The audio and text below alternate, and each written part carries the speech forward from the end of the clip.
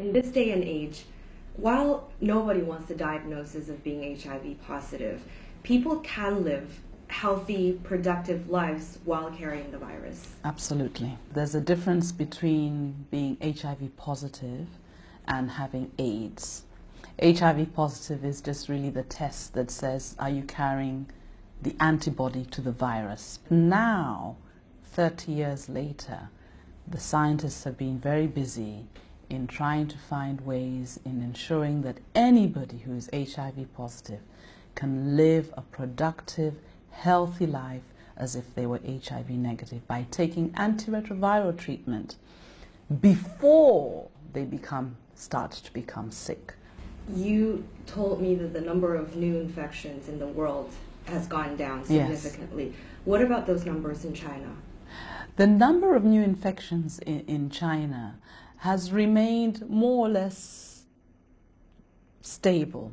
The epidemic in China started the first person was in 1987, and then there was an epidemic of people who were selling what we call plasma for transfusion. Then it moved into drug users, and now it's an epidemic among sexual transmission. The fastest growing is around what we call MSM and gay men, and that's why the action to really reduce the number of new infections in China must be around messaging for sexual transmission, both heterosexual transmission and homosexual transmission.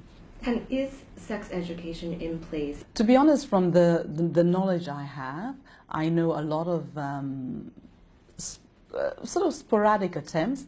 What we would like to see is really the sexuality education as part of the curriculum, starting from as young as possible. You could teach a 4-year-old. I've got a 4-year-old, and I've taught him it's inappropriate for anybody to touch you here.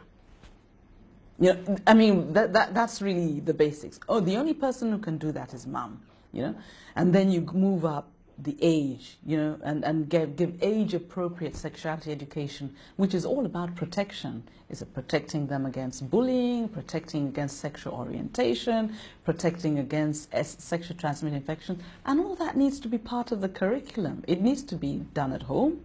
Parents need to have the same information. Teachers need to have the same information. You know, these days, young people talk on social media. And, you know, if we don't do it in a way that is provides the correct information, young people will do it themselves. So we're talking about getting through to the young people, yes, and also new ways of getting through to the young people. We're definitely talking about keeping up with the young people. The young people have ways of communication. Actually, every age group does. And you know, 30 years ago, putting up a poster telling people AIDS is death, or, you know, do not use needles in the clinic seemed appropriate at the time.